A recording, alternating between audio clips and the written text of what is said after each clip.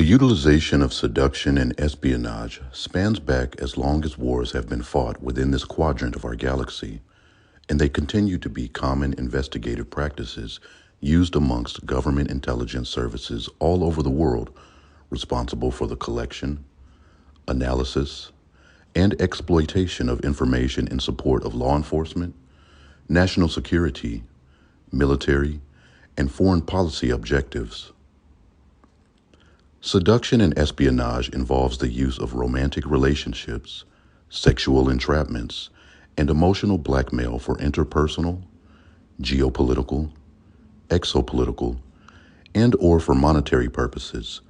as long-term operational undercover agents are tasked and assigned to make contact with a targeted Rh-negative person of interest, seeking to entice the subject of investigation into a false intimate relationship in which the agent can then assemble a comprehensive collection of data on the person,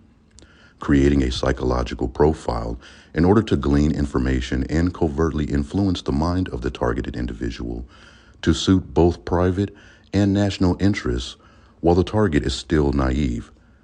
paving the way to their ascent to power. These seductresses and their male counterparts are used primarily to compromise the starseed, gaining access to valuable secrets encoded within the Rh-negative DNA,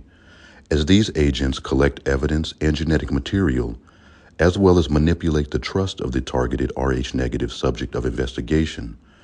serving national and international crisis management by helping to discern the intentions of current or potential Rh-negative opponents whom they have deemed to be disruptive to the continued expansion of their pyramidal power structure,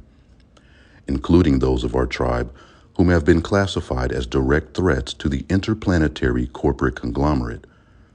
a gestalt organization composed of multiple dynamic enterprises and other stakeholders united in their shared fear of starseed culture and community growing, and collectively dedicated to the prevention of Rh-negative preeminence and terrestrial domination. What makes seduction and espionage so effective as operational tools is that they exploit and prey upon one's vulnerabilities, such as the desire for connection, partnership, and pleasure,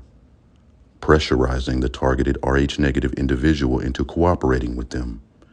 as the agent only seeks to accomplish their prime objective of completely upending and destroying the target's life in the process.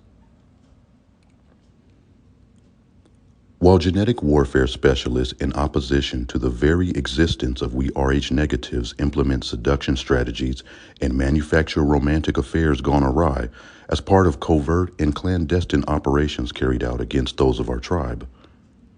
let us always remember to exhibit keen insight and excellent judgment in analyzing and assessing the true intentions behind the courtship behaviors, overall feelings, and resultant emotions that potential romantic partners express towards us. Because if you're not careful, you may discover that your greatest threat just might be the last person that you say goodnight to.